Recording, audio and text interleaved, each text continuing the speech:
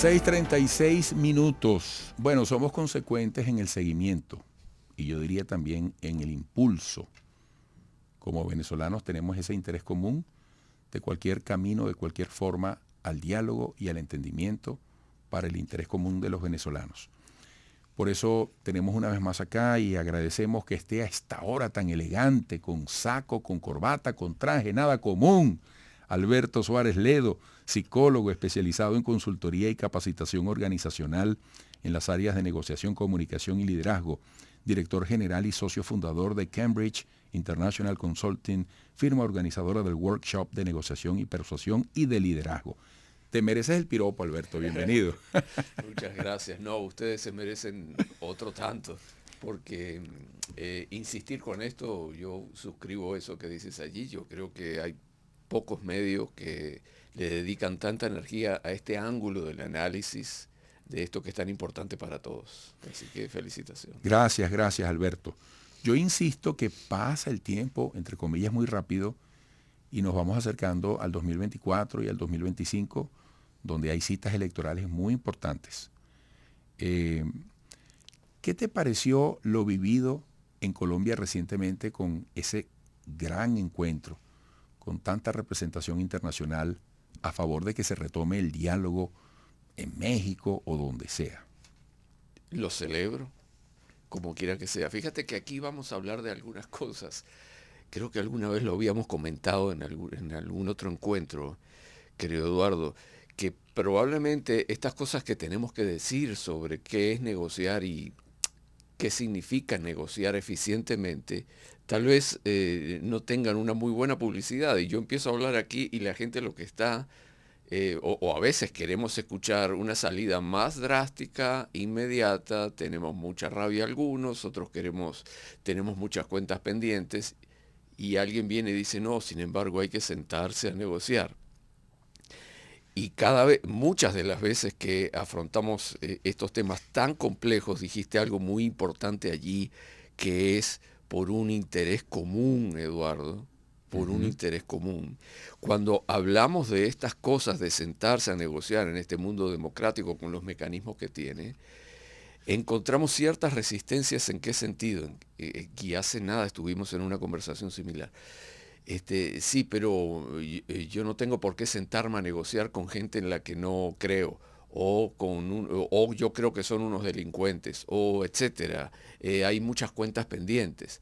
Entonces la pregunta que uno se hace es que, bueno, pero entonces, ¿qué hacemos? ¿Cuál es el camino que deberíamos hacer? ¿Cuál es nuestro plan B? Si es que está la gente de oposición, llamemos a este concepto de oposición tan un poco desgastado ya de tanto que se habla y muchas agendas cruzadas. Si está por un lado de la mesa de negociación la gente de oposición y en el otro lado de la mesa de negociación la gente del gobierno, bueno, ¿cómo abordamos esa cosa del interés común que está planteando por el bien de este país y por tener un país mejor un poco más adelante? Entonces, yo creo que el mecanismo que tenemos en la mano, que es sentarse a negociar, tiene sus dificultades, que duda cabe, las tiene y muchas, pero las principales dificultades que nosotros, digamos, haciendo un análisis sesudo de este asunto, las principales dificultades están no tanto en el otro, sino en lo que es necesario hacer por nuestra cuenta para que las cosas funcionen bien. Eso es complicado, yo no eludo esa idea, me parece que es muy complicado, pero sabes que nosotros tenemos un comentario a menudo medio gracioso que dice, bueno, y hay tres cosas muy importantes para ir a negociar, tres cosas muy importantes, y tome nota. Bueno, ¿cuáles son? La primera, prepárese. Bueno, ok, tomó nota. La segunda, prepárese. Y la tercera, ya usted la sabe, prepárese. Y yo me temo que ahí falta unidad de significado. Ahí. Alberto, te voy a hacer una pregunta que puede ser rara. Te hablo desde mi interés, que yo supongo es el interés común de muchos venezolanos, volviendo a ese punto. No sé si peco de romántico, de ingenuo, pero a mí me parece muy interesante cuando Nicolás Maduro ya varias veces le dice a la oposición, miren, hay más de 30.000 millones de dólares envueltos en los bienes y recursos del Estado congelados en el exterior, en los términos de las sanciones. ¿Qué pasa con eso? A mí como venezolano me gusta que Nicolás Maduro diga eso, pero como venezolano también quisiera que la oposición, que alguien en la oposición dijera, esta boca es mía, mire, presidente, usted tiene razón, o no, presidente, no es tanto, no, presidente, es menos. Y me dijera, mira, los bienes son estos y estos y estos, esto representa tanto y aquí tanto. Más allá de todo lo complicado que hay detrás de posibles acuerdos. Te repito, no sé si es que soy demasiado romántico, pero oye, yo creo que hay que darle también un poco de racionalidad, coherencia y respeto hacia todos los venezolanos desde ese intento, ¿no? Yo estoy de acuerdo con eso.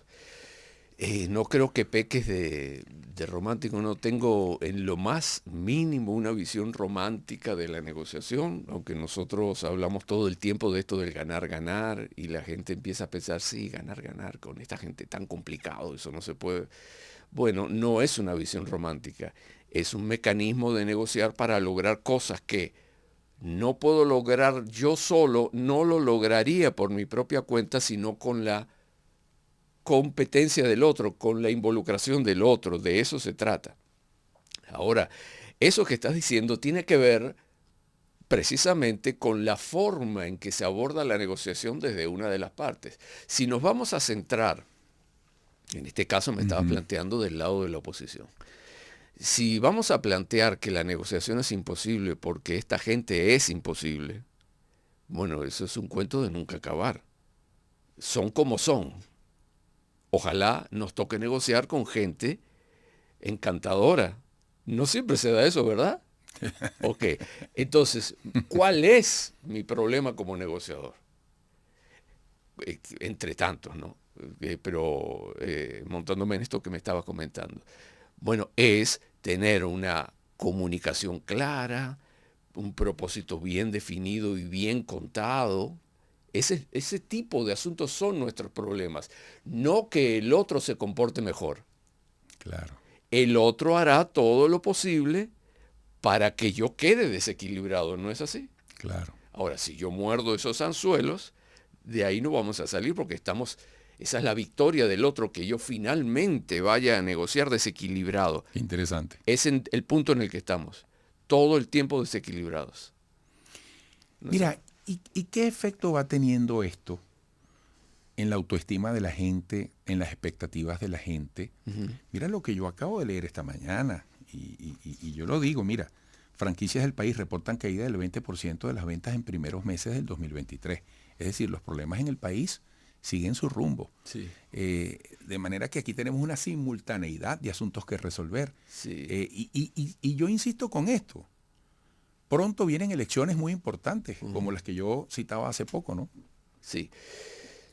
Es como que una suerte de desesperanza, pero tú lo has sentido, tú que tienes en la punta de los dedos el análisis diario de tanta gente que pasa por aquí y de la cosa que ocurre, y eres una persona sensible a esto. Hay una suerte de desesperanza porque los espectadores de estos procesos, que en el fondo intentan, con poca efectividad, pero intentan salir de esto de una manera, digamos, eficiente, la desesperanza se siembra y bueno, una cosa lleva a la otra, pues a la hora de encontrar unos liderazgos en los cuales uno deposite confianza, se hace complicado. ¿No ese es el mejor escenario posible para las personas con las que tenemos que negociar? Claro. Es el mejor escenario posible. El mejor escenario posible para la contraparte es que nosotros no estemos, bueno, voy a decir algo obvio, que no estemos suficientemente unidos en los propósitos que se persiguen. La contraparte dirá, es que no me lo puedo creer, haciendo 2 o 3 cosas, muy pocas, todo se desbarata del otro lado. Entonces es un escenario desbalanceado desde ese punto de vista. Y voy a agregar otra cosa más, que creo que también lo hemos conversado en otras oportunidades, que cuando nosotros negociamos lo que queremos es tener poder para negociar, no poder para oprimir al otro. Es un poder de negociación. Es decir, yo qué sé, la empatía es poderosa. Ajá. No es una concesión graciosa, Eduardo. Ujú. Escuchar al otro es un poder, Ujú. no es una gracia que le hago al otro. Es una fuente de poder, entre otras cosas. Bien, la falta de estrategia para negociar conlleva lo siguiente. En esas hemos estado todos estos tiempos en esa mesa de negociación. Que la contraparte tiene buenas salidas, buenos planes B. Es más, sin haciendo nada, tiene poder. Exactamente. Y la mesa de negociación del otro lado no tiene buenos planes B. Es decir, y si resulta que no hay ningún acuerdo, ¿qué hacemos? Interesante. Y ahí no hay mucha respuesta. Sin embargo, del otro lado sí. Es el poder de las alternativas, le dicen los técnicos a estos asuntos. Es decir, el que mejor negocia es aquel que tiene un plan B bien pensado. No puedes con él. Interesante. No lo puedes someter a presión. Bueno, Alberto, siempre el tiempo se hace escaso y sabemos que contamos contigo para una pronta y próxima oportunidad porque esto merece seguimiento. Mucha gente puede decir, bueno, todo se quedó apagado, no ha pasado más nada. Uno siempre intuye que debe haber muchos escenarios en paralelo en los que se está conversando, aunque no lo sepamos, ¿verdad? Sí, ojalá tuviéramos más tiempo para hablar de esto. Yo celebro tanto cada vez que le dedicas tiempo a eso. Pero es verdad, uno quisiera ver todo lo que ocurre en la mesa de negociación. Eso no puede ser así. No fue así con Mandela. Ellos resolvieron los asuntos como los resolvieron. Uno quiere ver que los terminen. No, o lo que ocurre ahí, tal vez uno nunca lo sepa. Así es. Así funcionan esas mesas de negociación. Bueno, Alberto, muchísimas gracias. Hasta pronto. Okay, un placer estar con ustedes. Igualmente tenerte acá, Alberto Suárez Ledo, psicólogo especializado en consultoría y capacitación organizacional en las áreas de negociación, comunicación y liderazgo. Director general y socio fundador de Cambridge International Consulting, firma organizadora del workshop de negociación y persuasión y de liderazgo. Volveremos.